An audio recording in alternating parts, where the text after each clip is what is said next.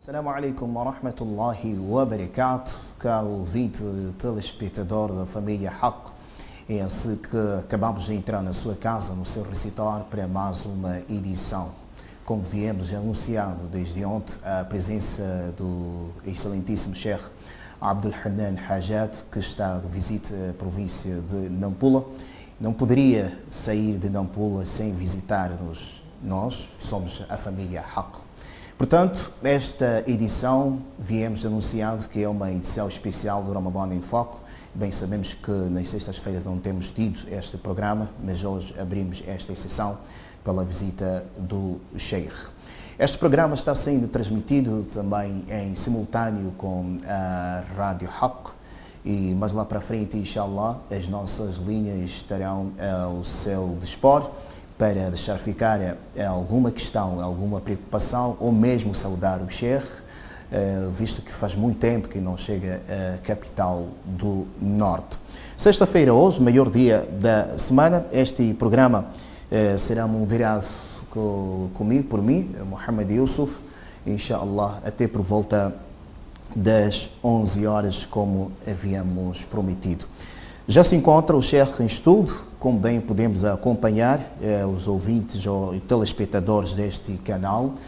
Quanto aos ouvintes, devemos informar em relação à presença do Sheikh Abdul Hanan Hajat. Eu tenho a certeza que muitos ouvintes e telespectadores têm acompanhado vários vídeos do Sheikh nas redes sociais e suas palestras, conselhos também que tem deixado, mas sempre surge uma questão, uma oportunidade como esta, em que se eu tivesse um dia deste, poderia mais me informar sobre o Sheikh, quem é Sheikh Abdul Hanan Hajat, onde é que se formou, enfim, conhecermos um pouco da sua biografia. Na verdade, o tempo é insuficiente para conhecermos tudo sobre si, mas na medida do possível vamos, inshallah, roubar dele, entre aspas, aquilo que poder nos facultar.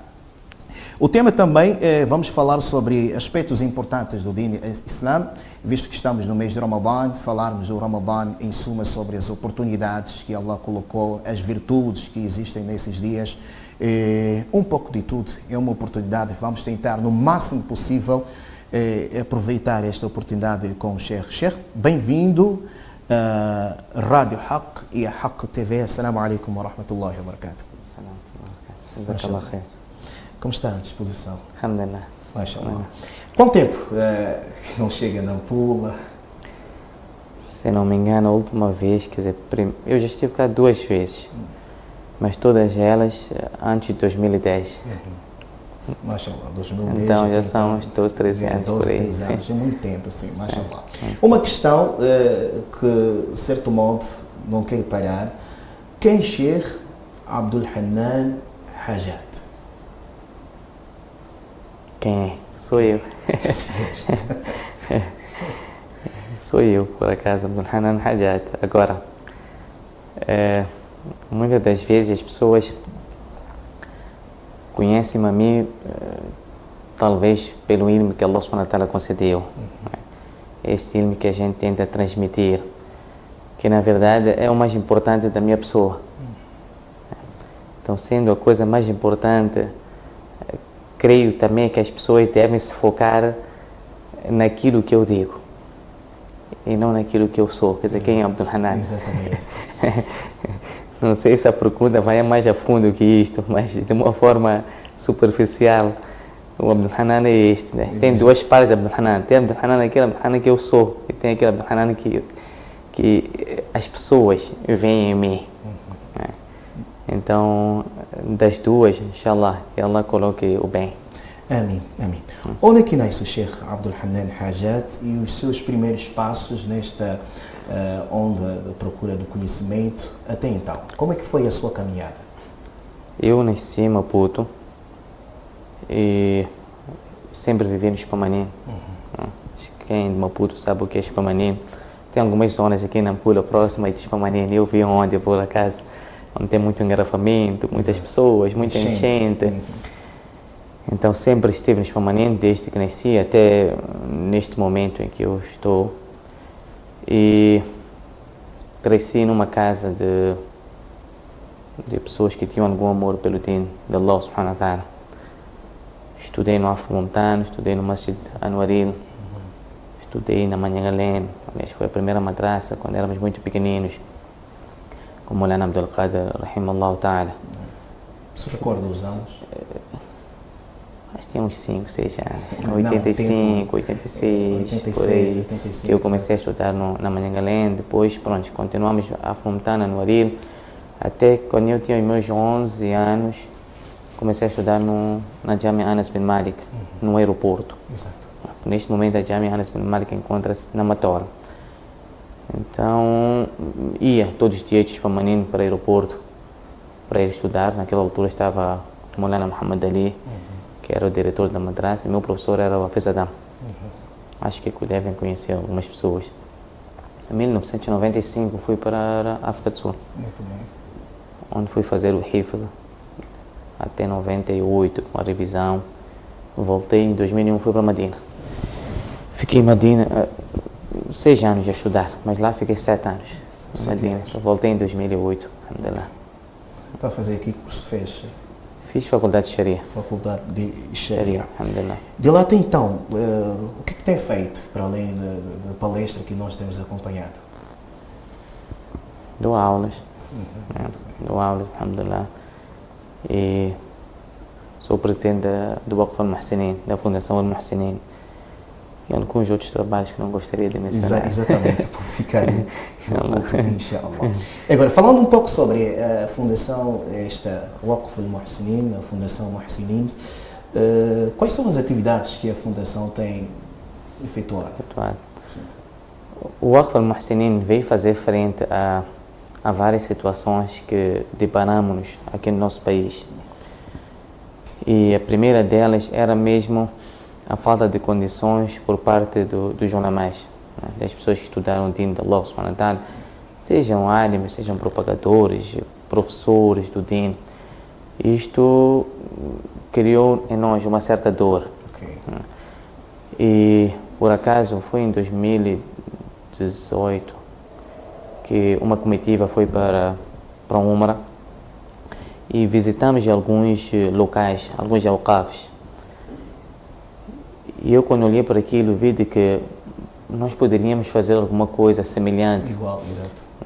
Igual seria difícil, porque aqueles estão num nível muito avançado, mas poderíamos tentar trilhar, né?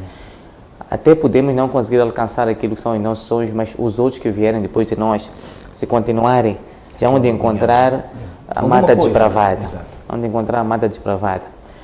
Então, quando voltamos, sentei com os meus colegas, amigos, jovens, o que é que nós podemos fazer que não precisamos de pedir às pessoas, porque as pessoas aqui no nosso país têm uma particularidade: tu quando pedes, enquanto não tens nada, não dão. É difícil. Dão quando tens. Infelizmente. Infelizmente, alguns já passaram por várias situações, por isso é que já não confiam em ninguém. Então, fomos lá falar, nós temos um espaço em Boane, o que é que vamos plantar lá? Que é mais fácil, vamos plantar papaieiras. Papaya, para tu plantares uma muda de papaya, não precisas de comprar semente, numa papaya vem milhares de sementes. Não íamos precisar de comprar aqueles plásticos para fazer as mudas. Fizemos uma campanha de garrafas descartáveis, estas da água. Essas plásticas.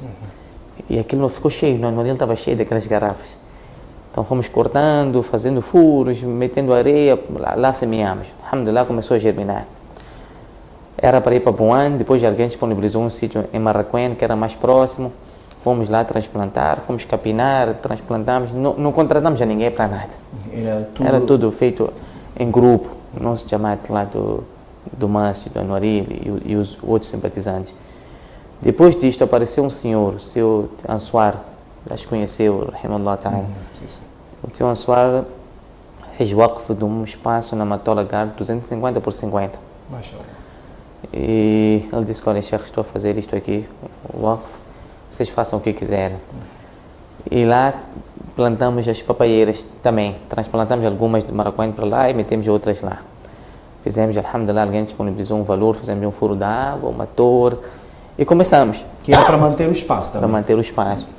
porque aquele espaço estava em risco de ser levado, porque há muito tempo não se fazia nada e já se encontrava lá há tanto tempo. Então era praticamente um espaço meio baldio, num sítio onde os outros espaços estavam ocupados. Então todos estavam de olho praticamente. Alhamdulillah, lançamos uma campanha, conseguimos fazer um muro, que Allah recompensa as pessoas com melhor. Depois disso, a dinâmica já era outra, né? Tínhamos sim o trabalho de ir lá regar, porque os trabalhadores não regam, as papaieiras não estavam a desenvolver muito bem, mas pronto, as papaieiras criaram em nós outros horizontes. Exato, uma nova visão. Exatamente. Começamos a meter maracujá, por exemplo, neste momento nós plantamos maracujá, uma variedade que eu pessoalmente não vejo nos mercados.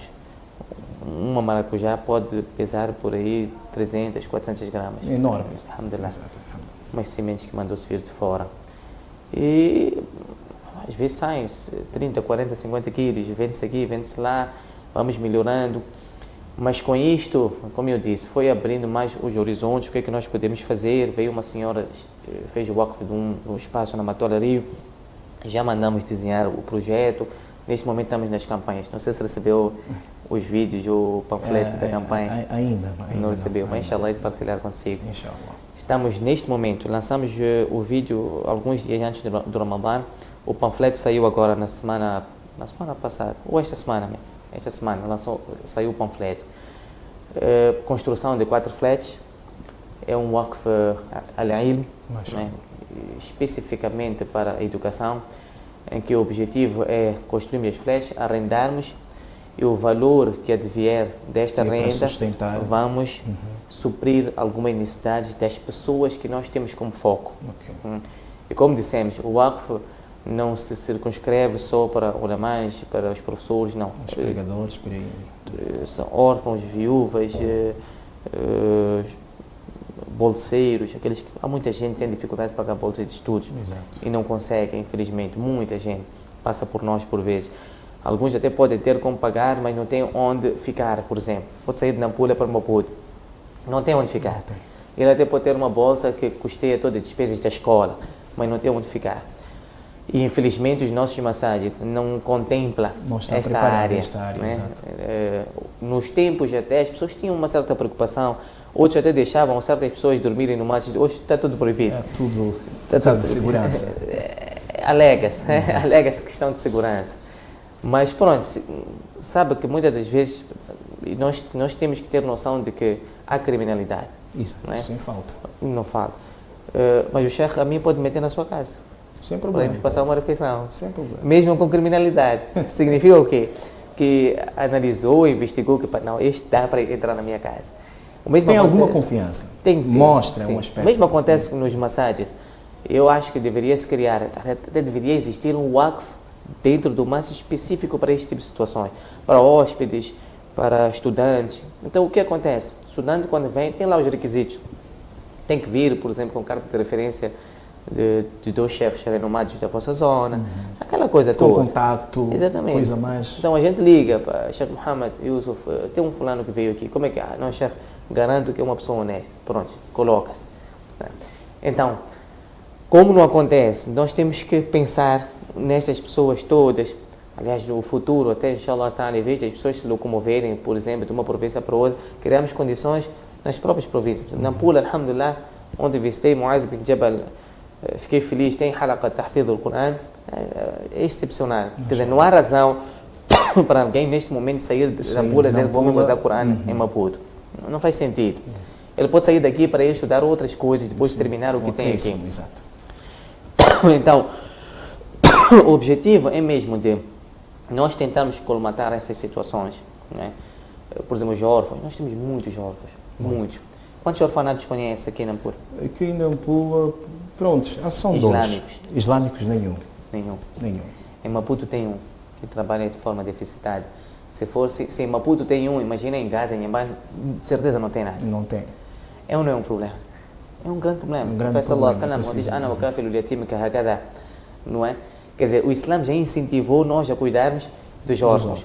Não conseguimos levar os órfãos para a nossa casa. Nós não levamos, como aconteceu no tempo do profeta sallallahu. Pelo menos criamos condições para aquelas crianças estarem. É? E você estaria a matar vários coelhos com uma única cajadada, pegando aquela criança.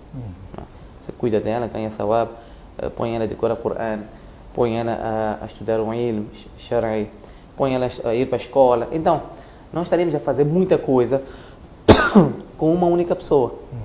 Quer dizer, com um grupo de pessoas, que são os órfãos. E esses órfãos, se nós não ampararmos, haverá alguém que vai amparar. E nós vemos. Há pessoas que amparam e depois de uns anos essas crianças já esqueceram que eram muçulmanas, não tem nada do dino, enquanto eram pessoas que vieram de famílias muçulmanas e por aí. Então, isto também faz. Só que nesta fase, o Waqf está numa fase de criar awqaf específicos. Não gostaríamos, poderá acontecer um dia, se o Waqf for muito grande, mas não gostaríamos de generalizar, quer dizer que isto aqui é um Waqf só.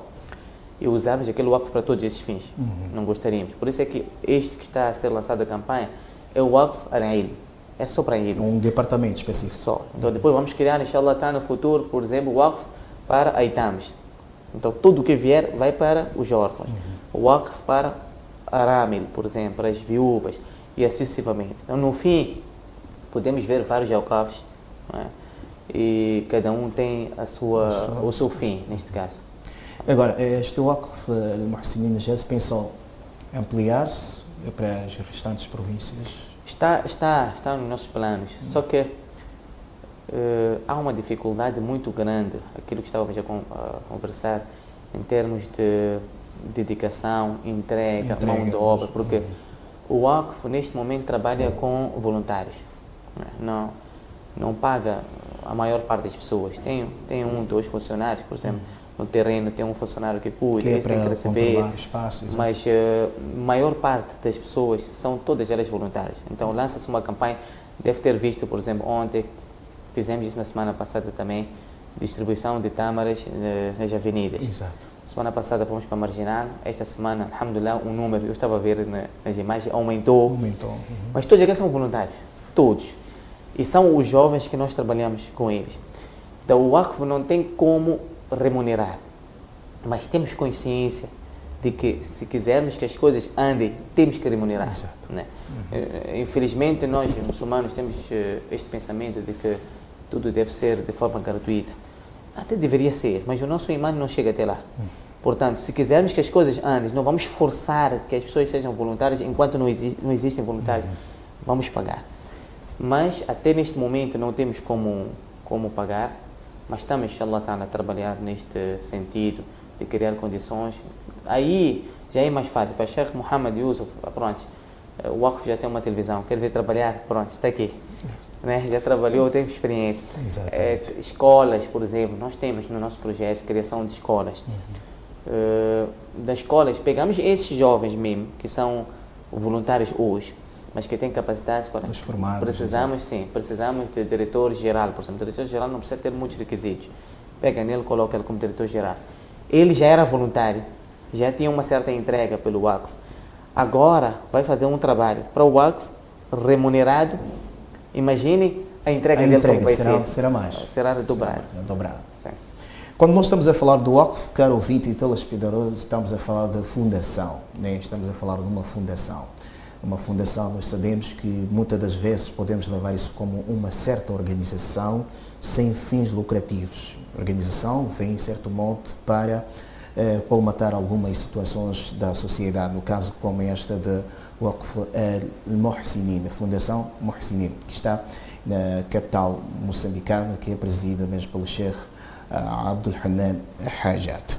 Estamos no mês de Ramadã, mês do Coran. Eu tenho certeza que, caro telespectador e ouvinte, quer ouvir um pouco, alguns conselhos sobre este mês, as virtudes, os benefícios em praticar uma ação caritosa, as virtudes que existem em fazer o Salat al-Tarawih, em falar bem, entre mais outros aspectos que nós podemos sair a ganhar. Eu vou pedir ao Sheikh para que nos dê um espaço de exortação para falar um pouco deste mês que nos encontramos de uma forma sucinta, mas tentando tocar diversos aspectos. O mês de Ramadã é um mês abençoado. Já chamamos a atenção várias vezes. Algumas pessoas dizem que é um mês sagrado. O mês de Ramadã não é um mês sagrado, é um mês abençoado. Esta é uma das grandes particularidades que nós temos tido. Mês sagrado e mês abençoado. ما الفرق بينهما؟ Os meses sagrados estão determinados no Sharia. O profeta Muhammad sallallahu alaihi wasallam deixou claro, Allah subhanahu wa ta'ala também, inna iddata ash-shuhur 'inda Allah 12 shahran fi kitabillah yawma khalaqa as-samawati wal arda minha arba'atun hurum. Allah subhanahu wa ta'ala, depois de ter dito de que os meses do ano são compostos por 12, depois diz minha arba'atun, 4 deles é que são sagrados. Quais são, Sheikh? Temos o Muharram, temos o Dhul-Hijjah, temos Rajab, Sha'ban, se a memória Dhul-Qa'dah, Dhul-Hijjah, Muharram e Sha'ban. Sha'ban, exato. Rajab, aliás, não chama Rajab. São 4 meses sagrados. Fora desses meses não existe mais nenhum mês sagrado. Os meses sagrados têm as suas regras típicas que devem ser aplicadas nesses meses. Coisas são proibidas, coisas que são permitidas. Allah subhanahu wa ta'ala deixou claro, o profeta sallallahu alaihi wasallam deixou claro em relação a isto. Mês de Ramadã é um mês abençoado. Depois o profeta sallallahu alaihi wasallam, quando entrasse o Ramadã, diz: Atakum shahru Ramadã, shahru mubarak. Veio até vós o mês de Ramadã, um mês abençoado. E não há dúvidas algumas que este mês é um mês abençoado. Se nós olharmos quando o profeta sallallahu alaihi wasallam diz: Man sama Ramadana imanan wa ihtisaban ghufira lahu ma taqaddama min dhanbihi. Aquele que jejuar no mês de Ramadã com crença, com esperança, Allah subhanahu wa ta'ala perdoa todos os seus pecados. Man qama Ramadana imanan wa ihtisaban ghufira lahu ma taqaddama min dhanbihi. Aquele que fizer o salat, e refere-se aqui ao salat da noite, no mês de Ramadã com iman e esperança, Allah subhanahu wa ta'ala perdoa todos os seus pecados. Man qama laylat al-qadr imanan wa ihtisaban ghufira lahu ma taqaddama min dhanbihi. Aquele que fizer salat, fizer ibada na noite do Qadr, com imã e esperança, Allah subhanahu wa ta'ala irá perdoar todos os seus pecados. Só isto, sem termos que debruçar em torno dos outros hadiths, só isso já demonstra e fica patente de que o mês de Ramadã é um mês abençoado. O profeta sallallahu alaihi wasallam ainda diz, para aumentar a bênção do mês de Ramadã, o mês de Ramadã, Allah subhanahu wa ta'ala acorrenta o shaitan, manda acorrentar o shaitan, para que as pessoas não usem como subterfúgio, como justificativas, de que não cumpriram com aquilo que é sua obrigação por causa de Shaitan. Esse Shaitan que nós não vimos, que nós nunca ouvimos ele falar, mas às vezes nós usamos. Usamos como subterfúgio, que não, eu não fiz isso porque o Shaitan desviou. Eu não fiz aquilo porque o Shaitan fez isto.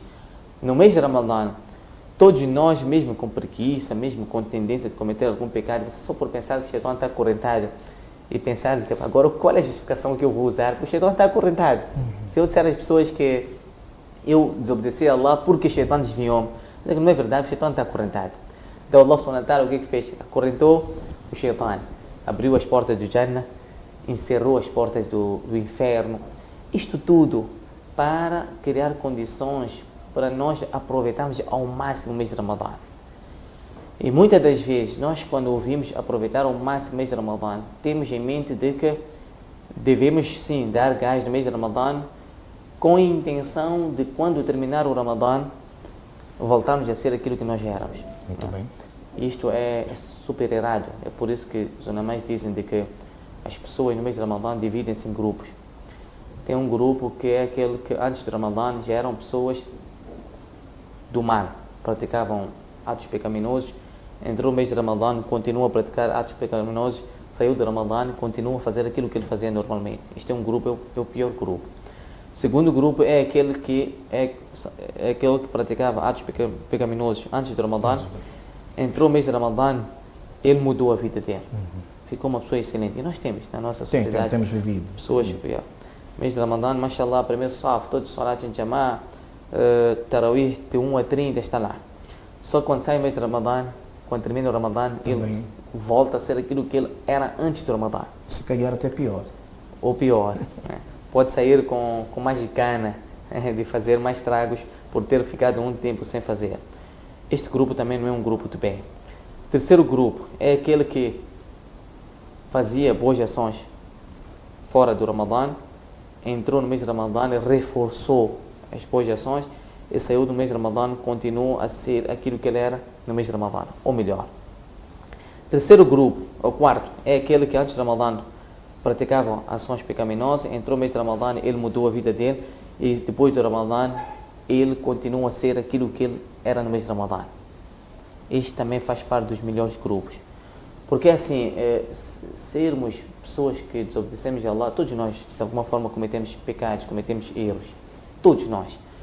Mas continuar no erro é que é um erro. Desliza, pede a Allah subhanahu wa ta'ala tauba, muda a sua vida.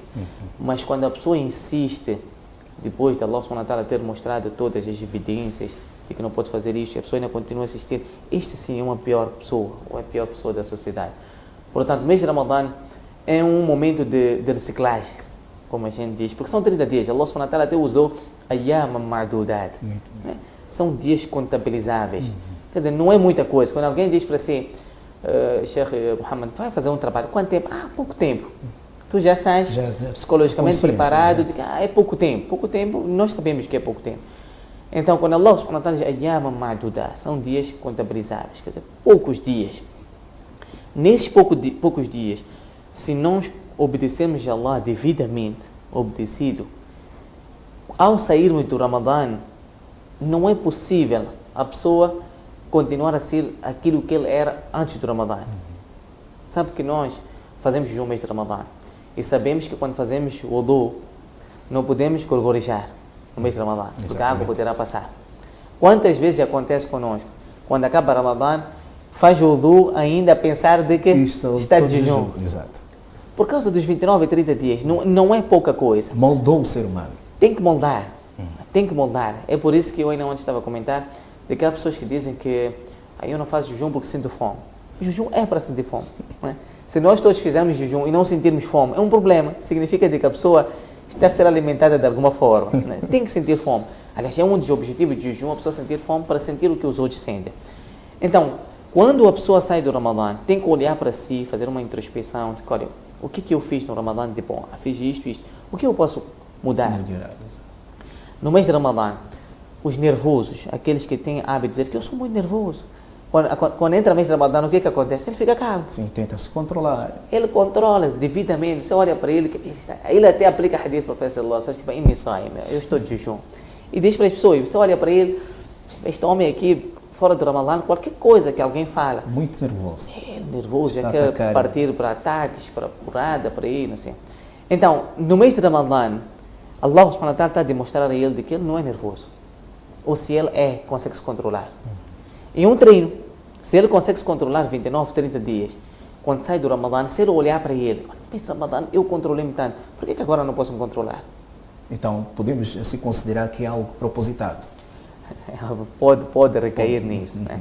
Acontece também com nossos irmãos, por exemplo, aqueles que bebem, consomem bebidas alcoólicas.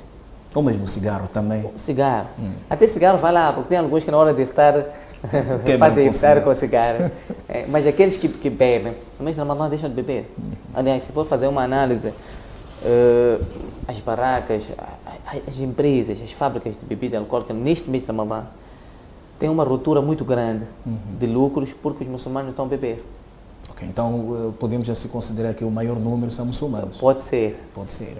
Nota que, por exemplo, em Maputo, não sei aqui, em Maputo, neste mês de Ramadã, as discotecas estão fechadas. Okay. Ninguém vai para a discoteca. Quando está a aproximar-se Eid, eles lançam um panfleto. Okay. Para logo a primeira sexta ou o primeiro sábado arrancarem com um show. As atividades. Estão a ver que até os kufares percebem de que esses muçulmanos no mês de Ramadã mudam a sua vida. Só que falta-nos a nós a firmeza para continuar assim como nós somos no mês de Ramadã, fora do mês de Ramadã. Então, o Ramadã não é um mês de a pessoa aproveitar para terminar. É um mês de a pessoa aproveitar para ser um impulso, não é? Ser um impulso para os restantes dias da vida dele. Então, aquilo que ele é no mês de Ramadã, tem que pedir a Allah subhanahu wa ta'ala para lhe manter fora do mês de Ramadã. E fazer um esforço muito grande, mas muito grande mesmo, de terminar o Ramadã e ele continuar exatamente como ele era no mês de Ramadã. É verdade que poderá não aguentar no mesmo ritmo, isso é natural, mas aquilo que é o básico, os salawats, aquilo que Allah subhanahu wa ta'ala proibiu, de bebidas alcoólicas, de zina, de cigarro, ele abandonar, quer dizer, ser um bom muçulmano. O sabor é outro. É por isso que os sahabas, quando terminasse o jejum de Ramadã, eles ficavam 6 meses a pedirem a Allah subhanahu wa ta'ala para que aceitasse deles aqueles ibadas feitos no mês de mês Ramadã. Porque eles sabiam que, olha, nós podemos ter praticado muitas ibadas, mas será que Allah subhanahu wa ta'ala aceita?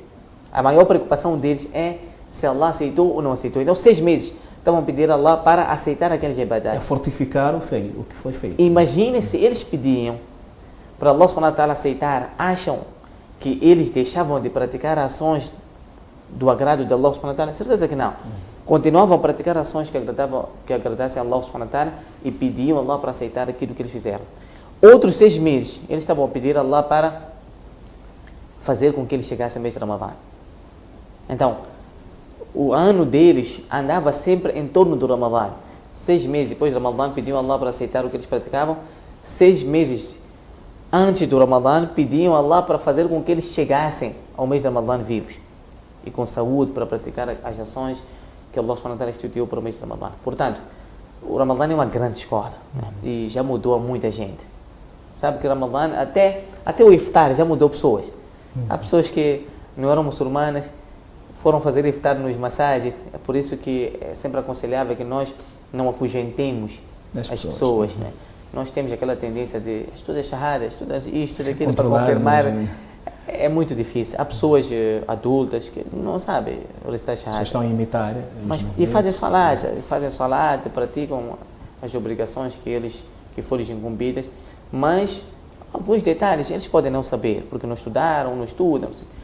Mas nestas pessoas que entram para iftar, por exemplo, para fazer o iftar enquanto não são muçulmanas, sabe, algumas pessoas nem vão porque não têm comida em casa. Mas é aquela coisa que tem um amigo assim como tu, tem um amigo como eu, vamos lá, ver como é que nós muçulmanos quebramos nosso jejum. Então ele chega lá, vê aquele ambiente todo, os muçulmanos, o que come, o que não come. Aquela união, depois todos vão fazer salat, aquela beleza toda do salat. Então toca-lhe. Eles que eu quero ficar muçulmano. É por isso que no mês de Ramadã muita gente fica muçulmano. E alguns de nós pensamos que ficam muçulmanos por causa de iftar. Não, ele para fazer iftar não precisa ser muçulmano. Ele basta pôr chapéu, pôr um job, ele entra. Ele não precisa de ser muçulmano para comer comida de iftar, mas ficam muçulmanas por causa daquilo que elas veem. Daquela beleza que apreciaram. Exatamente. O mesmo acontece, por exemplo, nas ruas. Não sei se aqui muda-se, mas em Maputo, por exemplo, mês de Ramadã, as mulheres todas, mashallah, de hijab. Aqui praticamente fica que nem Maca. Né? Todas ficam. Hijab. Aí, eu pessoalmente, eu olho, mashallah, afinal, são muitas muçulmanas. Dia a dia, voltam a estar a zero. Se elas continuassem, é por isso mesmo que nós temos grandes dificuldades em certas instituições que as mulheres querem pôr hijab, negam, por quê? Dizem que vocês só podem pôr no mês de Ramadã. Porque para eles, o hijab é algo facultativo e só torna-se obrigatório no mês de Ramadã. Então, no mês de Ramadã podem pôr. Mas a culpa é de quem? Da própria. Das próprias muçulmanas, das nossas irmãs muçulmanas. Se elas vestissem com dignamente sempre, o que ia acontecer? E elas são profissionais nas suas áreas. Ninguém teria como, se não contratar a elas assim mesmo como elas estão. Agora, quando uma mulher vai para uma entrevista de sainhas, de alças ou de uma camisa, para uma entrevista, a pessoa que está a entrevistar baseia-se naquilo que está a ver. O aspecto físico delas. De repente ela começa a trabalhar, vem de hijab. Não, eu quando contratei-te, tu não eras assim. E ele tem alguma razão, poderá ter alguma razão. Portanto, mês de Ramadã, mais uma vez, não é um mês em que as pessoas têm que aproveitar só ele. Não. É um mês que as pessoas têm que aproveitar para o resto dos seus dias da sua vida. Esse sim é um mês bem aproveitado. Agora, como aproveitar? Nós já estamos no fim do Ramadã. Hoje acho que é o 16º jejum, se não me engano. Exato. 17º Tarawih. Já estamos para entrar mesmo na última dezena do mês de Ramadã.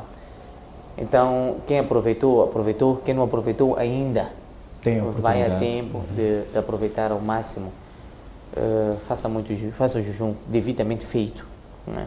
Porque alguns de nós não aproveitam do seu jejum senão a fome, porque tudo aquilo que é proibido fazer enquanto a pessoa está de jejum, ele continua a fazer. Mas Allah diz: "Man lam yada' qawla az-zura wal 'amala bih, فَلَيْسَ لِلَّهِ حَاجَةٌ أَنْ يَدَعَ طَعَامَهُ وَشَرَابَهُ. O Profeta sallallahu alaihi wasallam deixa claro que aquele que não deixar as palavras obscenas e a prática daquilo que é proibido, Allah subhanahu wa ta'ala não precisa da sua fome. Quer dizer, Allah não precisa que você deixe de comer, nem deixe de beber. Quer dizer que Allah subhanahu wa ta'ala não interessa a Allah a nossa fome. Interessa é o que nós fazemos nesta fome. Então, deixar de falar mal das pessoas, deixar de ser entreguista, deixar de escutar música, deixar de fumar, deixar de beber, deixar de todas aquelas mentir. Sabe, hoje a nossa sociedade, para encontrar alguém que não mente, é super difícil. Mas super difícil mesmo.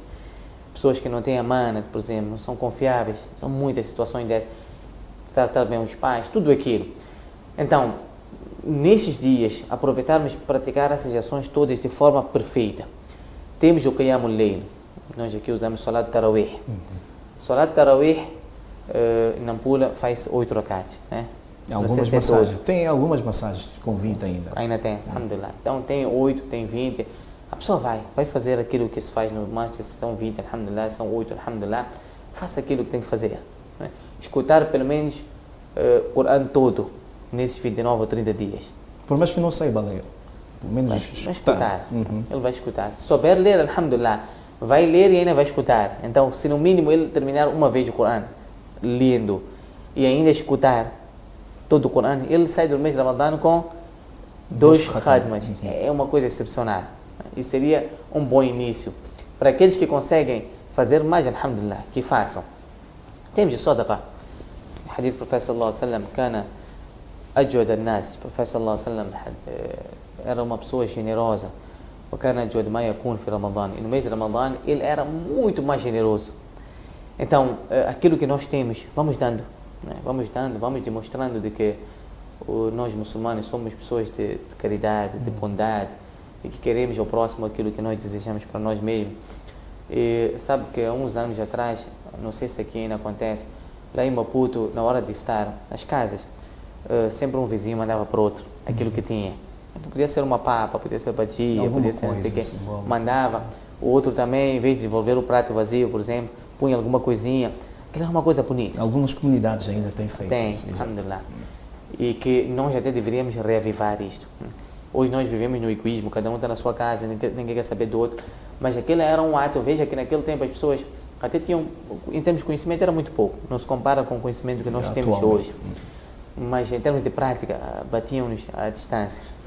Então, essas coisas pequeninas, e que muitas das vezes, quem pode fazer isto, e quem tem mais vocação para fazer são mulheres. Né? Os homens ainda não têm muito disso, mas as mulheres podem fazer isso. Ela preparou, fritou isso, hoje algumas, não precisa mandar muita coisa, manda para o vizinho. O vizinho, se fizer iftar com aquilo, o thawab para ti completo, igual ao thawab do vizinho. Então, se nós tivermos este hábito de fazer isso por Allah subhanahu wa ta'ala, imagina o amor primeiro que isto cria entre a vizinhança. Porque hoje as pessoas vivem, ninguém sabe quem é o vizinho, como é que se chama, quem são os filhos, porque ninguém brinca com ninguém. Quintal fechado, vedado, com eletrofentes e tudo aquilo, com canja ainda por cima. Então ninguém quer saber de ninguém. Se nós fizermos essa troca, e eu mando, por exemplo, o meu filho, ou a minha filha, quando vai para lá e encontra aquela senhora, tu és filha, não sei o que, como é que te chama, já, vai conhecendo, porque naquela casa, mashallah, tem filhos educados, ou não tem filhos educados, tem que brigar com os filhos daquele fulano. Isto cria um amor excepcional. E veja que tudo isto é ganho no mês de Ramadã. Né? Temos o Laylatul Qadr, na última dezena, que deveríamos fazer questão de alcançar, que se a pessoa conseguir alcançar, ela tem recompensa de quase 83 anos e alguns meses. O ibadat feito numa única noite. Né? Que temos que fazer questão de procurar na última dezena do mês de Ramadã, principalmente nos dias ímpares, 21, 23, 25, 27, 29, fazemos questão, seja para homens ou mulheres. As mulheres também podem procurar nas suas casas, durante a noite, ficarem acordadas na adoração de Allah subhanahu wa ta'ala. São 10 dias só. Até se não for 10, pelo menos aqueles dias ímpares. Depois disso a pessoa vai dormir à vontade, porque o Ramadã já está praticamente no fim. E agora, procurar, falta falar, Sheikh, de procurar o Laylatul Qadr. Como é que se procura? O Laylatul Qadr é procurado e alcançado através dos ibadat. Existem ibadas específicas? Tudo aquilo que é ibada, porque se a pessoa se concentrar num único ibada, vai se cansar. Mas, por causa da noite. A noite, por vezes, é longa. Então o que ele faz? Ele faz uma mistura de ibadat, lê o Coran, faz salah, faz adhkares, vai misturando, vai alternando. É verdade que o salah é o melhor ibadat que ele pode fazer.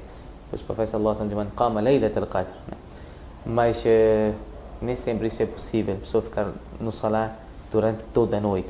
Portanto, vai misturando. Há pessoas que perguntam até o que é que vamos recitar durante toda a noite. Se não decorou o Coran, não memorizou o Coran, abre o Coran. Vai recitando o Coran no salah com o mushaf aberto. Depois, quando vai para o ruku, põe em cima de uma carteira, alguma coisa, que é para ele conseguir aproveitar a noite da melhor forma possível, porque algumas pessoas acabam criando entraves desnecessários. Ele diz: eu só decorei 10 suras, por exemplo, ou 20 suras.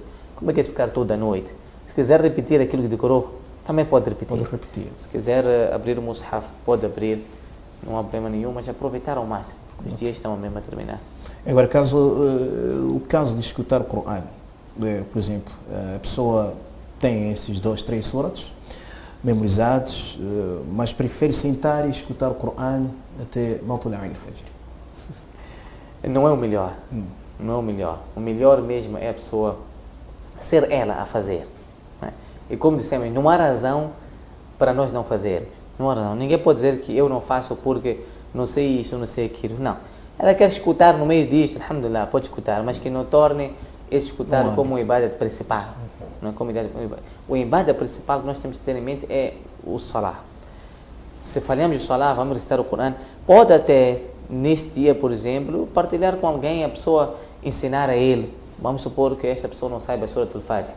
Peço para me ensinar nesses últimos 10 dias que estamos no Ramadã, ensina-me a recitar o Surah Al-Fatiha. Está a imaginar, em 10 dias é muito para aprender a Surah Al-Fatiha. Mesmo para aquele que não sabe recitar nem um pouco, 10 dias é muito. Se ele ficar a aprender Surah Al-Fatiha, sai do Ramadã, alhamdulillah, com um pilar do Salah já completo, sabido, bem definido. E agora, Laylatul Qadr, procurar em casa e procurar nas massagens. Existem algumas massagens que, de certo modo, têm facilitado alguns crentes, aqueles que não dominam, ou mesmo que dominam o Coran, facilitam no Qiyam al-Layl. Os massagens, de uma forma geral, deveriam ter atenção a essas últimas 10 noites. Primeiro, porque o profeta Muhammad sallallahu alaihi wasallam, nas últimas 10 noites, ele abdicava de tudo aquilo que ele fazia para se concentrar nos ibadats dentro do masjid, que é um itikaf. Então esta é uma retirada específica, num momento específico, com ibadats específicos, com um niyat específico também, em que o profeta sallallahu alaihi wasallam fazia isso até o fim da vida dele, à procura mesmo do Laylatul Qadr, da noite do Qadr.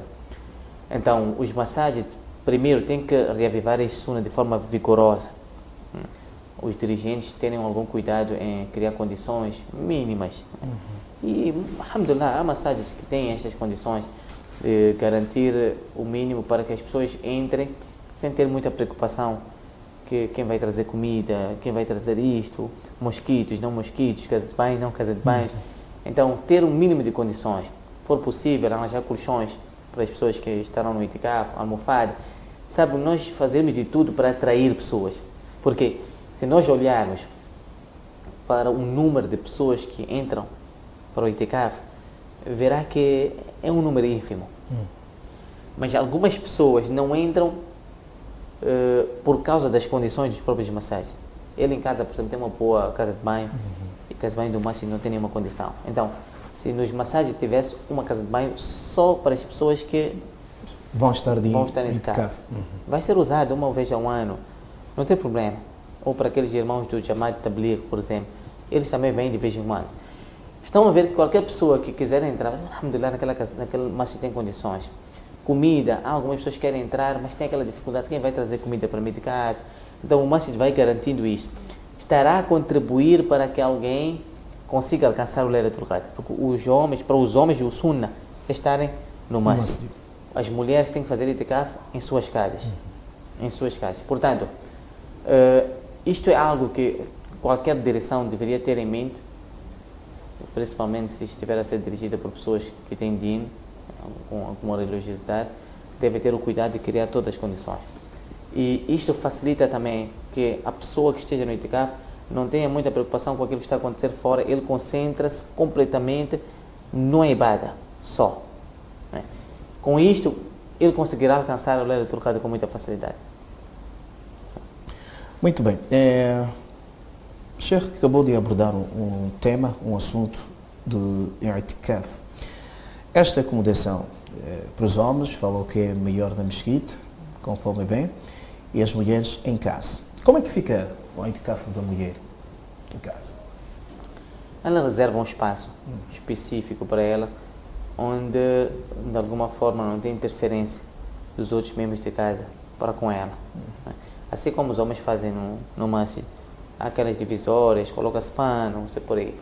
Então ela pode reservar um quarto para ela, se tiver condições para tal, se ter alguém, uma outra pessoa que possa substituir ela, pode ter uma filha que cozinha, que cuida da casa. Então ela reserva espaço somente para o ibada, né?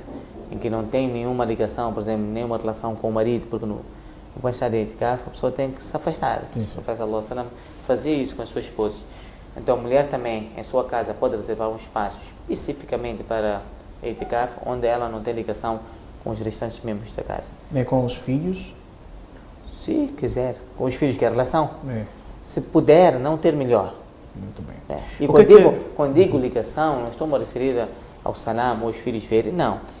Mas ela acaba saindo daquele ritmo normal da sua vida, que é engomar para o marido, lavar a roupa, por exemplo, cuidar da casa, cozinhar, se sai para trabalhar. Aqueles trabalhos domésticos, de uma mulher. Sim. Mesmo se for uma mulher que trabalha fora da sua casa, quando ela entra no i'tikaf, já não sai, nem para trabalhar na sua casa. Porque este i'tikaf é mesmo um retiro específico, quer dizer, durante esses dias tem que ficar... É um retiro total. Exatamente. Muito bem. Agora, estamos, caro ouvinte, telespectador deste canal, no programa especial Ramadan em Foco, na companhia do eminente Sheikh Abdul Hanan Hajat. Estamos a tentar trazer um pouco de tudo sobre este mês de Ramadan. Porque i'tikaf, porque dentro de alguns dias já estaremos lá na última dezena e é preciso nós conhecermos como isto funciona. Também falamos sobre o Qiyam al-Layl, que é mais conhecido aqui por Tarawih, nesses dias. E agora, uma questão que, de certo modo, temos vivido. Algumas pessoas gostam de fazer 20 rakats, as outras 8. O que acontece? Os de 8 vão fazer nas massagens onde é feito 20 rakats. Vão lá, fazem os 8 rakats e se retiram, com o intuito de que já fiz 8 rakats. Esta prática não será batota? É válido esta forma de proceder? Primeiro dizer de que o número de rakats de Tarawih não foi especificado nem no Corão nem no Sunnah do Profeta Muhammad sallallahu alaihi wasallam. O Profeta sallallahu alaihi wasallam deixou em aberto em termos de número de rakats.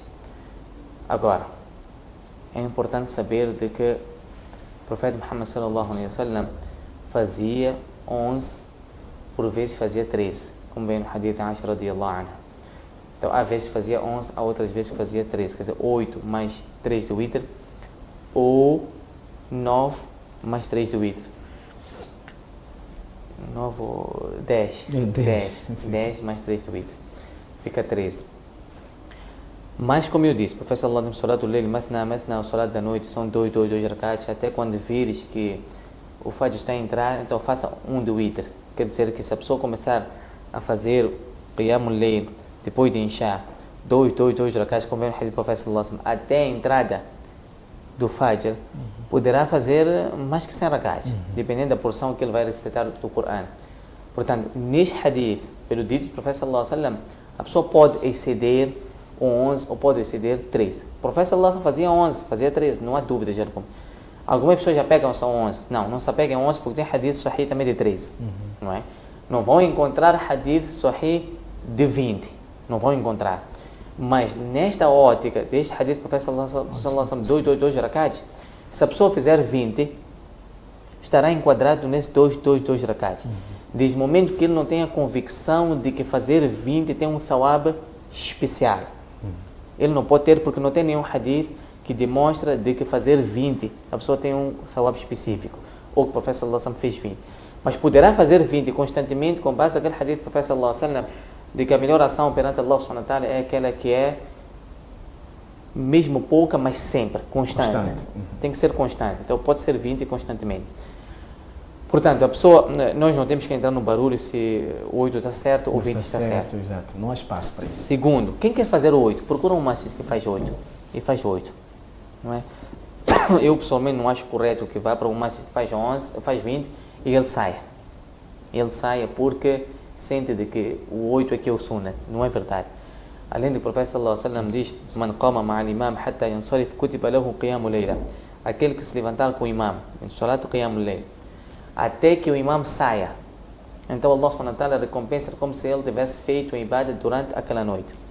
Então veja aqui que se nós encontramos o imam está a fazer 20 rakats, eu entro com o imam e saio depois de terminar todos os rakats, Allah subhanahu wa ta'ala dá-me recompensa como se eu tivesse feito qiyam toda a noite. Toda noite. Este que entra com o imam de 20 rakats, faz 8 e sai, está a contrariar ou não o hadith? Está. Está a contrariar, claramente. Sem dúvidas. Está a contrariar. O mesmo acontece com aquelas pessoas que podem fazer 10, 12, 14, não interessa o número. Só que ele tem que entrar com o imam até sair. Este de 20, por exemplo, quando vai para uma onde faz 8, 11, o que ele faz? Ele entra com o imam. Até o imam terminar, depois ele sai. Não é chegar, quantos rakats faz aqui? Faz 8. Não, eu não faço porque é bida. Não, não é bida. Portanto, é um erro gravíssimo. Isto acontece em quase todos os masjids, em que as pessoas chegam, fazem os 8 rakats e perceba de que 8 rakats do masjid de 20, o tempo não é o mesmo. Não é. De 8 rakats no masjid de 8. Porque no masjid de 8, por exemplo, onde eu fiz no Ansar, 8 rakats recitou quase um juz, 3/4, algumas páginas. 8 rakats.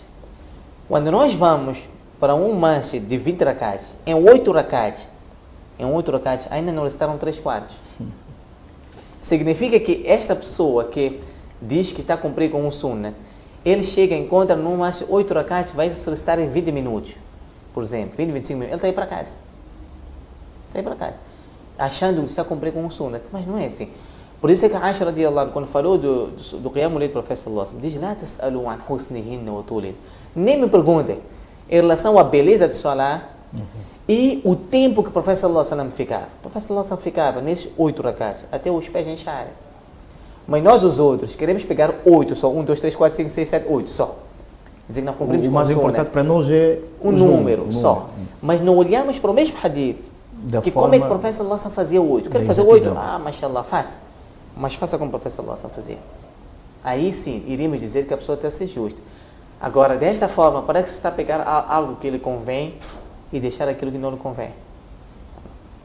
Muito bem. Caro ouvinte e telespectador, vamos cumprir o nosso intervalo e voltamos à segunda parte para abrirmos as nossas linhas. Eu tenho a certeza que o amigo ouvinte e telespectador está com uma sede enorme, tem algumas questões que lançar para o Sheikh, o saudar ou mesmo deixar ficar alguma preocupação. Vamos ao intervalo, voltamos já, inshallah.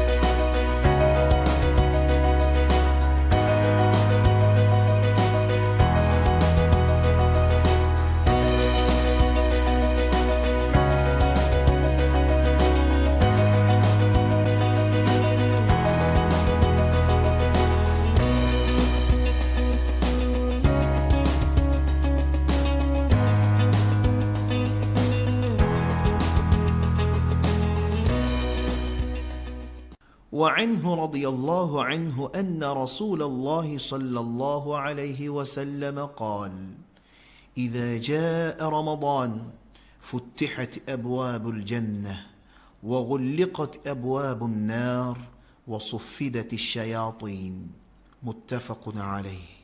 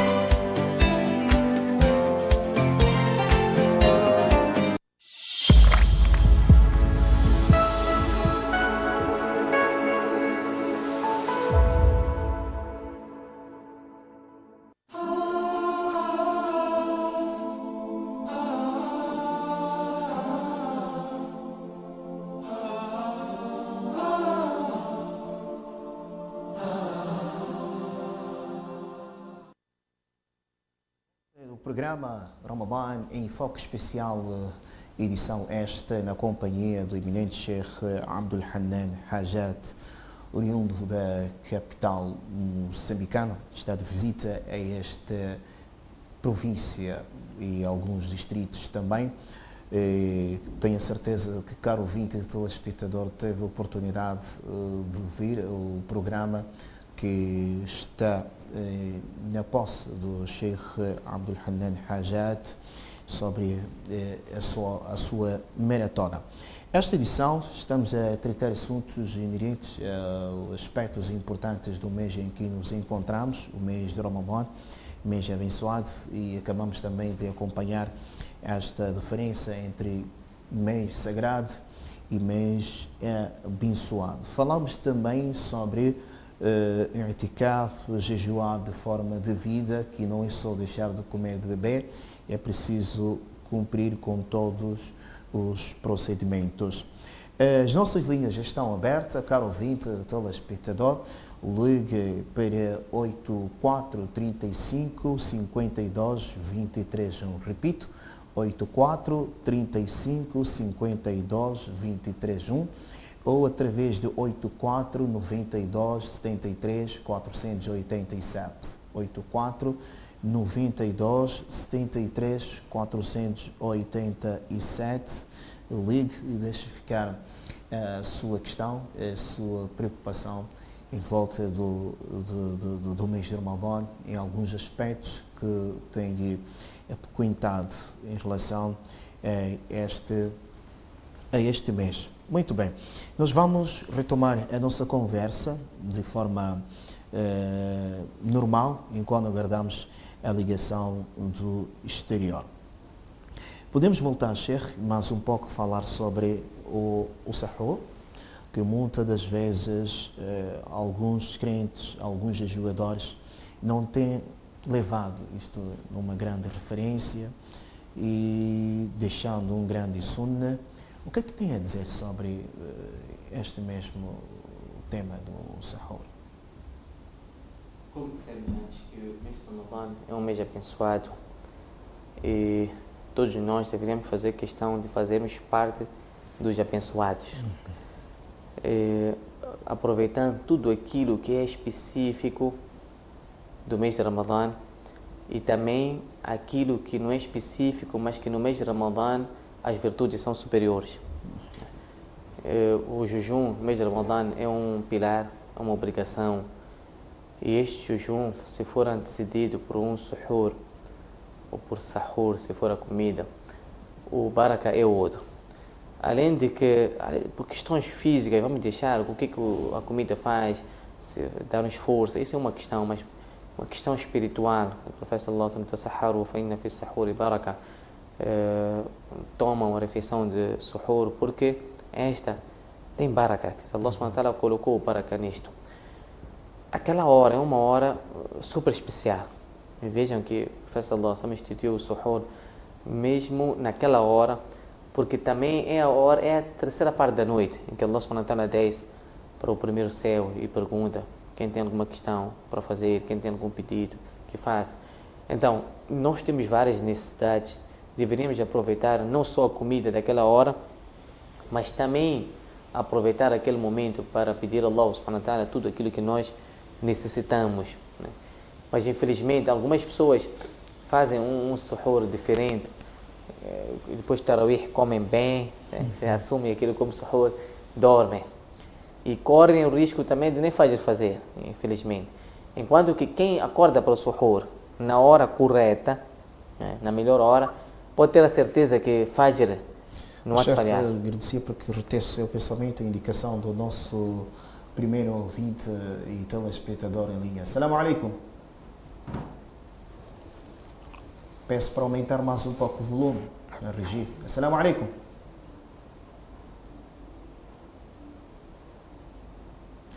Já perdemos. Eu peço para que melhores as condições os nossos ouvintes e telespectadores, sim. Estávamos na reflexão do Suhoor. Sim, de que Allah subhanahu wa ta'ala desce para o primeiro céu e pergunta quem tem alguma necessidade, quem tem algum pedido. Então, nesta hora, as pessoas têm que fazer questão de estarem acordadas, fazerem pelo menos uns 2 rakats, né, de Qiyamul Layl. Veja que se dormem enquanto fizeram Tarawih, depois acordam, fazem 2 rakats, Allah subhanahu wa ta'ala imagina as recompensas. E nesses 2 rakats, reforçarem os duás no sajda, pedir a Allah subhanahu wa ta'ala tudo aquilo que necessitam, comerem, mesmo que a pessoa não sinta fome, né? Comer algo só para cumprir com o sono do profeta, só isso, só. Já está a cumprir com uma ibadat muito grande. Agora, o barca está no tempo ou na ação? Na ação, sem dúvidas algumas, mas a ação feita como foi instituída, não é? Por isso que o melhor suhoor é aquele daquela pessoa que dorme e depois acorda para comer. Por que dormir depois de acordar? Porque acordar já não é fácil. A pessoa estará a acordar mesmo para cumprir com algo estatuído pelo profeta sallallahu alaihi wasallam. Não estará a acordar só por acordar, porque se fosse para acordar só para acordar, ele nem iria acordar. Como sabemos que não é fácil para quem dormiu acordar para fazer o suhoor 3:30, ele acorda porque o profeta sallallahu alaihi wasallam assim instituiu. Então, a recompensa de estar a cumprir com estas recomendações do profeta Muhammad sallallahu alaihi wasallam torna-nos a nós melhores e, acima de tudo isso, como eu dizia, torna-nos a nós pessoas abençoadas. E uma pessoa abençoada é sempre diferente da outra, em qualquer sítio que ele esteja, ou que ela esteja. Muito bem. Agora, caso alguém não consiga, poderá pôr em risco o seu jejum? Pôr em risco, não. É por isso que, se fez nia de jejum, o jejum continua ele certo. Os ulamás aconselham que na entrada do mês de Ramadã a pessoa faça a intenção de todo o mês, né? E se conseguir renovar diariamente, alhamdulillah. Temos um 20 telespectador em linha. Assalamu alaikum. Alô? Alô, 20. Assalamu alaikum. Wa alaikum assalam wa rahmatullahi wa barakatuh. MashaAllah. Já está a participar no programa especial Ramadã, na companhia do Sheikh Abdul Hanan Hajat. Espaço é todo seu. Alô? Sim, vamos à questão, irmão. A minha questão em primeiro lugar, saudar ao Sheikh, assalamu alaikum. Salam. A seguir, eu queria consultar. Muitas das vezes eu costumo deparar quando a pessoa faz salat obrigatório ou a pessoa faz o sunnah, aparece uma pessoa que não se apercebeu que essa pessoa está fazendo sunnah ou está fazendo salat obrigatório, quer passar em frente da pessoa, e quem está a rezar, ele sempre a tendência é de impedir aquela pessoa não passar em frente de quem está a rezar. Ou melhor, as pessoas que estão ali próximo daquela pessoa que está fazendo o salat, a tendência é de não pode passar em frente do que ele está fazendo o salat. Então, eu costumo deparar quando a pessoa faz o tarawih, muitas das vezes, mesmo o sufufa estar cheio, as pessoas passam em frente do coiso, aquelas pessoas que fazem salat, tarawih. Então eu queria perguntar, qual é a diferença a pessoa quando faz o tarawih e as pessoas admitirem passar em frente delas, e aquela pessoa que está a fazer o salat obrigatório ou sunnah, e eles não admitem passar em frente do que está a rezar? A minha questão é essa. É tudo? Então não sei se já percebeu, Já. percebeu ou não. Já ficou essencial. Tem mais outra ou é tudo? Não percebi? Mais outra questão? Não tem. Tá bem, jazakumullah khairan pela ligação. Sr. Sheikh, Assalamu podemos... Wa alaikum salam wa rahmatullahi wa barakatuh. Sem levar-nos muito tempo, podemos atacar esta questão do nosso ouvinte. O ouvinte tem que perceber de que isto divide-se em duas situações. A primeira situação é quando se trata em salat jamá, seja obrigatório ou tarawih, como se referia aqui, qualquer outro salat está a ser feito em jamá. A segunda situação é um salat feito de forma individual. No salat em jamá, qualquer pessoa que esteja a circular por alguma necessidade, não pode passar por frente do imam, porque a vedação do imam serve para os restantes que estão atrás dele. Portanto, em nenhum momento a pessoa pode passar em frente do imam, mas em frente dos sufufs, dos ma'mumis, neste caso, as pessoas que estão a seguir o imam, se ele passar, não quebra o salat de nenhum deles. Esta é a primeira situação. Segunda situação, quando a pessoa faz de forma individual, o professor sallallahu alaihi wasallam proibiu que as pessoas passassem por frente daquelas que estivessem a fazer o salat. Quando a pessoa está a fazer o salat de forma individual, ninguém pode passar por frente dela. Isto é proibido veemente, de acordo com o hadith do professor sallallahu alaihi wasallam. Agora, a questão é, até que distância? Porque às vezes algumas pessoas exageram um pouco. Quando diz que não pode passar, por qualquer distância ele pensa que não pode passar. Ele não pode passar numa distância abaixo da distância até onde ele vai quando faz o sijda. Por exemplo, se eu faço sijda, eu estou aqui, o meu sijda está a meio metro, por exemplo. A pessoa não pode passar meio metro para dentro. Mas se passar, por exemplo, a 1 metro, não atrapalha de nenhuma forma o salat. Se ele passar abaixo dessa distância que eu aqui mencionei, a pessoa que está fazendo o salat tem a obrigação de esticar a mão como forma de chamar a atenção de que ele não pode passar. Se ele continuar a insistir, o hadith do professor sallallahu alaihi wasallam disse que vá para cima dele, né? Mas se não quiser ir, a pessoa volta, tira a sua mão. Se ele mesmo assim insistir em passar, ele é pecador.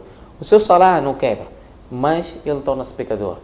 Portanto, de forma resumida, quando se trata em jamá, se as pessoas passarem por frente dos ma'mumis, daqueles musallis, não quebra o salat, a não ser que vão passar por frente do imam. Isso é um problema. Mas se estiver a fazer de forma individual, chama a atenção. Se a pessoa mesmo assim quiser insistir, não entre em atritos, porque já houve situações em que lutaram no mais. Daquele queria passar porque pensou de que não sabia que estava a fazer salat, e esse, quando esticou a mão, ele pensou que queria bater uma maçada daquela. Então, para evitar essas confusões, estica a mão, e inshallah ta'ala, a pessoa vai se aperceber que estás no salat. Mas se ele não se aperceber, quiser insistir e vir que isso poderia criar confusão, baixa a sua mão, continua o seu salat normalmente, ele se passar vai ser pecador. 84 35 52 23 84 92 73 487 os nossos terminados para este espaço do programa Ramadan em Foco numa edição especial. Estivemos a falar sobre intenção, que é um dos pilares também, uma das condições para que o jejum seja aceito. Que forma deve ser feita? Pronunciando, ou a pessoa deve imaginar que estou de jejum, ou amanhã irei jejuar. Qual é a metodologia? A intenção faz parte de uma ibada. E a sinceridade até é uma ibada também. Portanto, quando se trata de qualquer ibada, seja ele qual for, deve ser sempre antecedido por uma intenção. E é isto que cria uma diferença entre aquilo que é ibada e daquilo que não é ibada. Portanto, quando se trata de intenção para o jejum, assim como para qualquer outra coisa, mas estamos a falar especificamente no mês de Ramadã, de jejum, em nenhum momento pode ser proferido. Eu vejo em certos calendários a intenção de jejum, depois vem Nawaitu, Nasuma, Shahr Ramadan, por aí em diante. Aquilo é um bida, é uma inovação no dia de Allah subhanahu wa ta'ala, porque a intenção é feita no coração. Então a pessoa, a intenção não tem uma forma, né? Não tem um desenho, eu tenho que fazer assim. Aquilo que a pessoa sabe que por vezes, se a pessoa acorda, por exemplo, a fazer suhoor, está a fazer suhoor com a intenção de quê? De jejum. De jejum. Dentro dele já tem intenção de jejum. Então não precisa sentar na mesa e ainda dizer, não, eu faço nia, devo estar a comer esta comida para fazer jejum. Não. Só o fato dele ter acordado para fazer suhoor por causa do jejum já está feita a intenção. Aquela consciência. Já está feito. Já está feito. Então não podemos complicar e nem criar coisas que não foram instituídas pelo Sharia, especificamente relacionadas com a intenção, porque muita gente faz. Até no Salah, há pessoas que podem perder um raká a fazer a intenção. Ele chega, para, enquanto o imam já está no ruku, ele ainda está a fazer a intenção. Ele, quando faz o wudu, vou deixar até porque ele saiu de casa. Quando faz o wudu, sai do wudu em direção ao saf. Está aí para o saf fazer o quê? Salah. Aquilo é a intenção. Então não precisa chegar lá a parar. Não nusalli arba rak'at, khalfa al-imam fulano. Não precisa. Então será obrigado a conhecer o nome de todos os imãs. Tem que conhecer o nome de todos os imãs e de todos os rak'ats, por aí. Então faz o nia, o nia tem algo que acontece no coração e Allah subhanahu wa ta'ala facilitou. Mashallah. Vejo no mês de Ramadã, está muita gente abraçando o Islã, fazendo salat, eles e irmãs usarem o hijab, e um grupo de antigos, ou melhor, que sentem serem os verdadeiros, ou os muçulmanos antigos, tem semeado desencorajamento em algumas pessoas. Este comportamento, esta atitude de alegar que algumas pessoas estão a casar-se porque o Ramadã está próximo, estão a usar hijab por ser Ramadã, por aí em diante. Este comportamento destas pessoas que desencorajam e também das mesmas pessoas que entram com este tipo de pensamento devido ao Ramadã e acaba o Ramadã, continua a sua vida normal. O que é que tem a dizer sobre o desencorajamento de alguns muçulmanos? Será que o din é 100% nosso? Nós é quem determinamos quem deve ou não entrar no Islã? Estas pessoas têm que ter consciência de que o din pertence somente a Allah subhanahu wa ta'ala. Inna din ainda Allah e Islam. Este din não pertence a nós, pertence a Allah subhanahu wa ta'ala. Nós estamos hoje assim como estamos porque Allah subhanahu wa ta'ala assim determinou que nós fôssemos. Se Ele quiser, pode nos tornar aquilo que nós pensamos que podemos não nos tornar um dia. Portanto, primeiro temos que ter consciência e agradecer a Allah subhanahu wa ta'ala constantemente por ter nos dado hidayah e pedir a Allah subhanahu wa ta'ala firmeza. Esse profeta Allah se fazia sempre Allahumma muqallib al-qulub, thabbit qalbi ala dinik. Sendo ele profeta, mensageiro, sempre dizia, tu que tens domínio dos corações, mantenha o meu coração firme no din. Então, este é um dua que temos de fazer constantemente. Segundo, os corações estão sob o domínio de Allah subhanahu wa ta'ala. Ninguém sabe o que é que passa no coração do outro. Absolutamente ninguém. Sabe, eu costumo dizer de que nem tu sabes o que é que passa no coração da sua esposa. Ela pode dizer que te ama, mas no coração dela não tem nenhum amor por si. Assim como tu dizeres que amas a ela, enquanto tem amor por uma outra pessoa. Né? Por quê? Porque o coração está sob o domínio de Allah subhanahu wa ta'ala. Então, se os corações encontram sob o domínio de Allah subhanahu wa ta'ala, não devemos ser nós a tentar entrar nos corações das pessoas, porque Allah não nos incumbiu de fazer isso. É por isso que naquela batalha, quando um sahaba quis matar um descrente, na altura em que o homem viu a espada, recitou o shahada. Mesmo assim, o sahaba tirou a vida. Quando chegou esta informação ao profeta sallallahu alaihi wasallam, o profeta sallallahu alaihi wasallam disse para ele: por que tu fizeste isso? Mas ouvinte a linha, telespectador. Assalamu alaikum. Já está a participar, irmão. A sua questão? Assalamu alaikum. Wa alaikum salam wa rahmatullahi wa barakatuh. Eu tenho uma questão. Sim, vamos a ela. Tenho uma questão a perguntar ao Sheikh aí sobre Safur. Naam, bismillah. Sim. Eu queria saber, a pessoa está com as coisas dentro da casa. Sim. Então, já são aquela hora aí para a pessoa fazer Safur. É preciso ir tomar banho.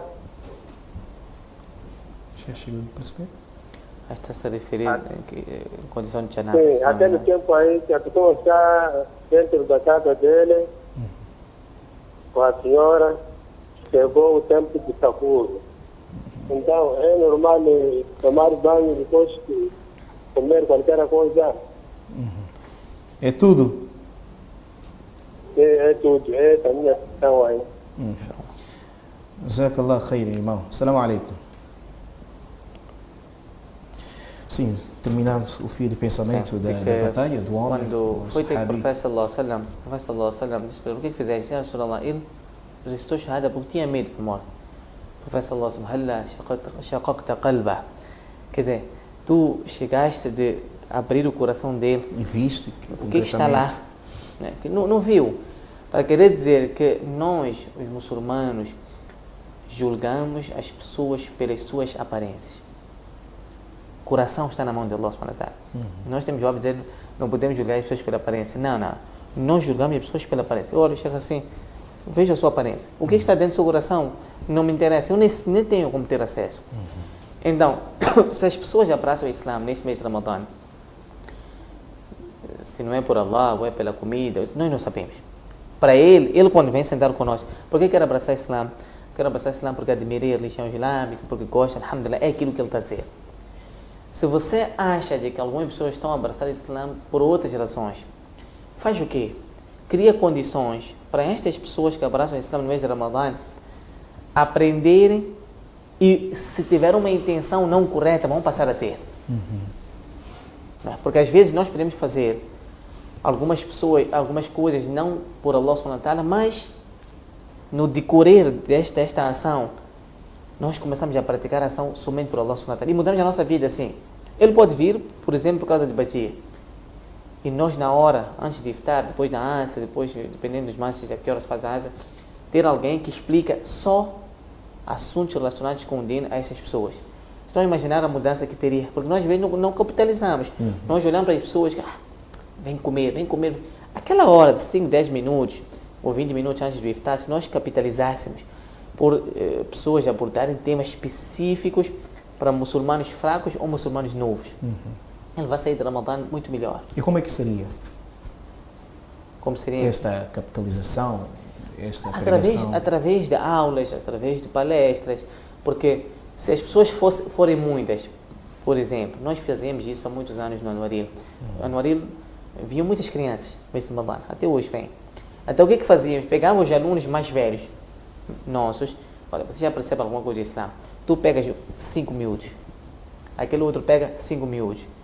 Então estão a imaginar, quando as pessoas estão à espera do iftar e as crianças chegam cedo, se cada um deles pega 5 miúdos, se são 20 miúdos, acabar o Ramadã, ficarem 5 no masjid, já é um ganho muito grande. Um grande ganho.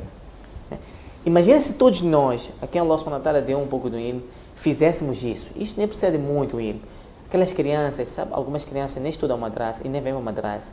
porque pensam que na madraça cobra-se muito dinheiro, tem que fazer isso, fazer aquilo. Dizem, olha, vem ajudar, não se paga nada. Eles ficam felizes, os pais também ficam felizes. Há situações de pais não muçulmanos que pegam os seus filhos e vão pôr na madraça, por causa da educação que o Islã dá. Então, nós temos que capitalizar e não olharmos para aquela situação e ir julgar as pessoas. Não, vamos supor que ele abraça o Islã, ou abraçou o Islã por causa das circunstâncias, quer comer. Tá bem, vamos supor. O que é que podemos fazer para mudar isto? É o que nós temos que estudar, não é? E não dizer, que desencorajar as pessoas, porque isso não é nossa função. Nossa função, qualquer pessoa que quer ficar muçulmana, alhamdulillah, naquele exato momento, é bem-vindo, abraçamos, mostramos a nossa satisfação. Isto é que é a nossa obrigação como muçulmanos. Já está a participar. Assalamu alaikum. Sim, irmão. Irmão, já está em linha. Assalamu alaikum. Sim, já está a participar. Bem-vindo. A sua questão?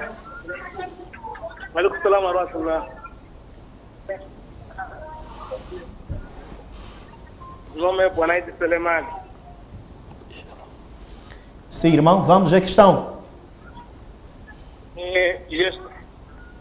Quero perguntar, eu casei, minha mulher, mas não casei nem carne, mas estou a jejuar.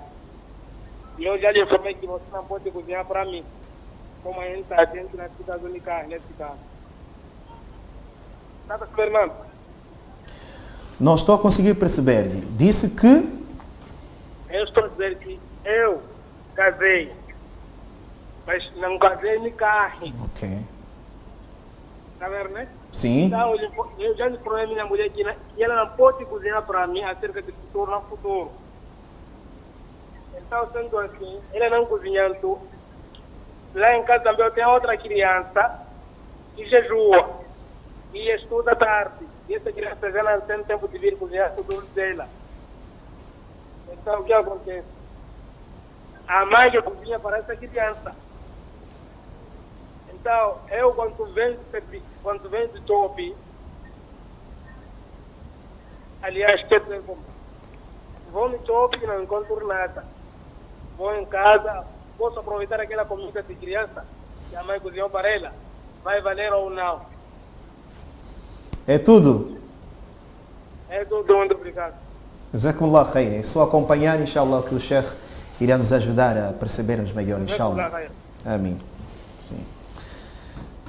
Estávamos mesmo numa reflexão das crianças. E já tínhamos terminado. Já tínhamos terminado, sim. Temos a questão do nosso irmão, a situação de Janaba, depois Para o irmão que fez a questão relacionada ao Janaba, manteve relações com a esposa e acordou para o suhoor, se poderia comer primeiro ou deveria tomar banho primeiro. Depende das circunstâncias. Se tiver tempo para tomar banho, tome banho. Se quiser comer primeiro e depois tomar banho, também não afeta nada em jejum. O importante é fazer salat al-fajr enquanto já tomou o banho, fez o ghusl de janab. Agora, se come, não tem problema nenhum. Pode comer mesmo de janab. O que não é o melhor, é bom sempre que a pessoa, o muçulmano, esteja puro em todas as circunstâncias.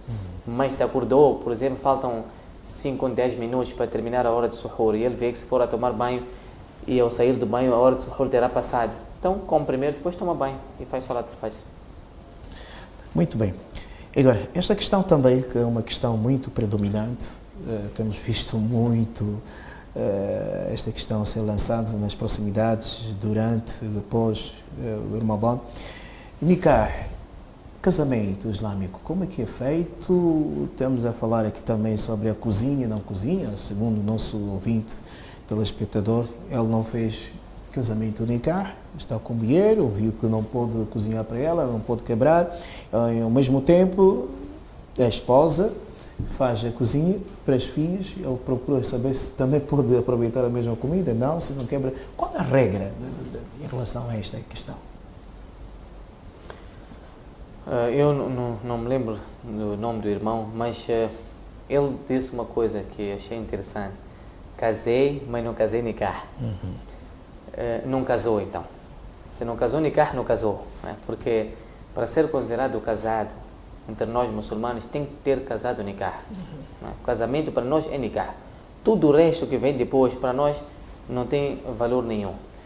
Portanto, a primeira coisa que terá que fazer, irmão, é afastar-se do pecado. E Allah subhanahu wa ta'ala, assim como o profeta sallallahu alaihi wasallam, falaram excessivamente em relação àqueles que mantêm relações fora do nikah. Poderia reter mais um pouco o pensamento.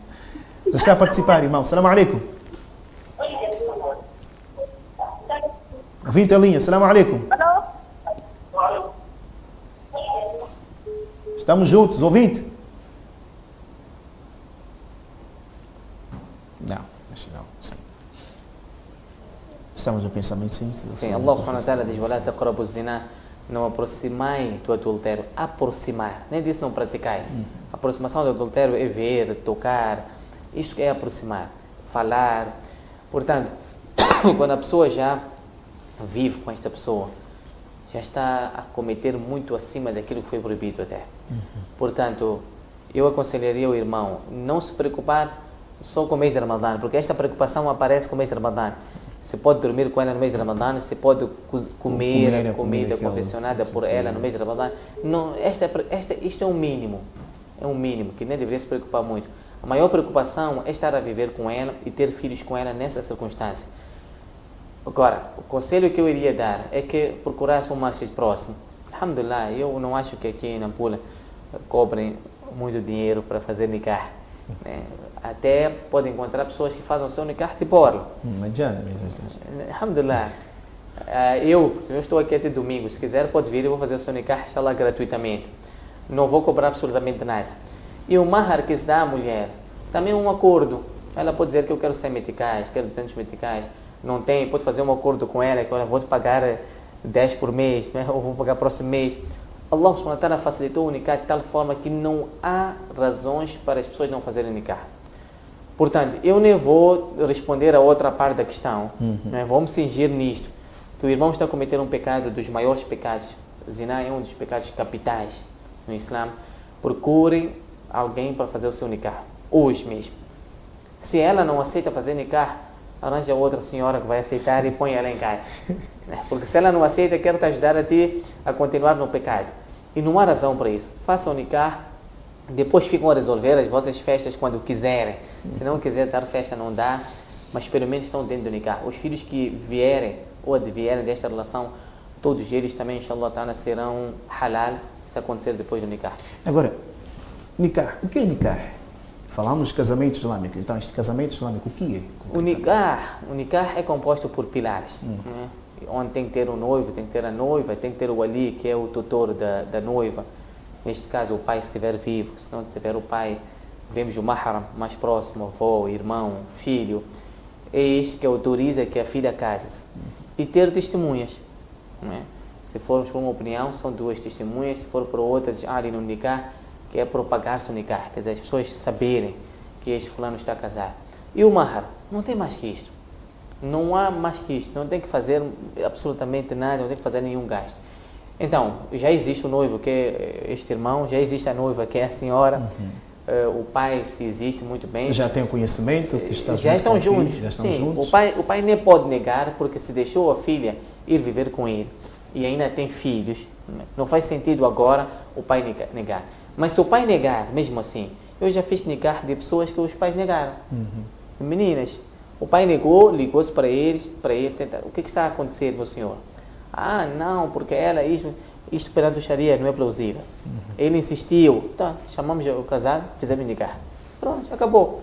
Né? Porque o pai tem sim poder de casar ela, mas não tem o poder de negar sem razões plausíveis perante o Sharia.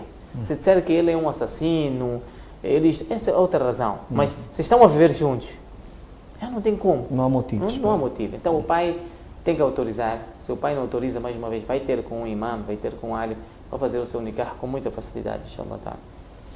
Inshallah ta'ala. O nosso tempo também já está mesmo a esgotar-se. De certo modo, que o caro telespectador e ouvinte, neste momento, porque isso é assim, como tem sido nos últimos momentos, que é muita procura, começa a coisa a dar mais vontade. Enfim, só mais uma questão sobre o Coran mesmo. Algumas pessoas no Salat do Tarawih têm segurado o Coran, né? o imam, quando for a recitar, ele vai acompanhando. Isto é já isso? A opinião que eu defendo é que isto só é permitido na falta de hufazes. Né? Se existem hufazes, memorizadores do Corão, alhamdulillah, e a maior parte dos masjids, o tarawih é composto por 2, 3 pessoas. Né? É raro, há algumas zonas, sim, mas creio que aqui na Nampula, alhamdulillah, no mínimo 2 deve ter. Então, se são hafiz e ele predispôs-se a dirigir o tarawih, é porque ele é hafiz, confia-se, não é? Então, o que ele tem que fazer? Ele tem que estar preparado. Tem que estar preparado, não há razão, porque o telefone ou o mushaf exige que a pessoa faça movimentos acima dos movimentos exigidos no salat. Porque ele tem que constantemente ligar, desligar. Exatamente. Pegar o mushaf, ou o telefone, depois ir esfolhando, quiser mudar de página, neste caso no telefone ele vai mudando de página, depois coloca no bolso, depois aqueles movimentos. Para quem pega mushaf também, mesma coisa. Ele vai ter que fazer um movimento para ir buscar o mushaf, abrir as páginas, e veja que ele, para abrir a página onde ele parou, vai precisar de 2 mãos, de certeza. Sem dúvida. Depois é que vai pegar com uma mão. Depois, são movimentos estranhos. Agora não sei se escorregar, né? Se escorregar, isso é outro assunto. Ele fica descontrolado. Então, para mim, nós cá em Moçambique não temos razão de fazermos isso. Nós aqui em Moçambique. E se notar, quando é que começou isto? Não começou há muito tempo. Aqui em Moçambique não começou há pouco tempo. Primeiro, os telefones começaram a aparecer há pouco tempo. O telefone em si, o telefone móvel. Android apareceu há pouquíssimo tempo, sim, mesmo. 2000 e tal. Sim, muito pouco tempo. Com mushafs e tal. Apareceu agora mesmo. Não deve ter uns 10 anos, até deve ser muito. Por aí, 10, 12 anos. Então, nós, antes disto, os hafiz tinham que estar preparados para corrigir, tinham que estar preparados para dirigir. Só que estamos a fugir do ritmo e isto vai ter uma consequência. É que as pessoas vão começar a não dar valor aos hafiz e os hafiz vão começar a perder valor e os que querem decorar vão se sentir sem incentivo para decorar o Corão. Mas por que eu tenho que decorar se este aqui no mês de Ramadã abre o mushaf e dirige? E nós sabemos que decorar o Corão no Islã tem um valor muito grande, muito elevado. Portanto, a minha opinião para os dirigentes dos massagens, para os ulamás, não deveríamos incentivar de forma alguma que as pessoas pegassem o Corão. Ele é hafiz para fazer revisão, não é? Deveríamos criar condições dos hafiz fazerem revisão constantemente para quando chegar o mês de Ramadã eles estarem todos muito bem preparados. Motivados. E a mesma questão também vai para os ma'mum. Os ma'mum nem têm que pegar, porque aquilo إنما جعل الإمام ليؤتم به. Allah subhanahu wa ta'ala, o profeta sallallahu alaihi wasallam instituiu o imam para que as pessoas o seguissem. Então, o mamum lá atrás, o que tem que fazer? Tem que escutar o Corão. Porque ما جعل الله لرجل من قلبين في جوفه. Se ele ficar atento a ver, de certeza que aquilo que está a ser recitado vai passar muita coisa por ele. Então, ele o que tem que fazer é escutar o Corão. Vai abrir o mushaf em casa. Muito bem. O nosso tempo também, Sheikh, já está esgotado. Gostávamos de ouvir mais uma vez alguns conselhos em forma das últimas considerações.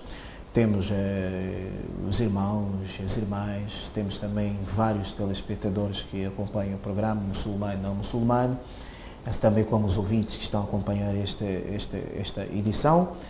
E temos também shuyukh, hufadas que estão a acompanhar. Um conselho para toda esta camada. Primeiro, mesmo antes do conselho, agradecer pelo convite. Eu, por acaso, não contava com este convite, mas, alhamdulillah, nós estivemos a caçar o chefe mesmo. Que Allah vos recompense. Amém. E segundo, dizer de que o que acontece em Meca ou em Medina afeta todos os muçulmanos, sempre. Quando é bom, todos nós ficamos bem.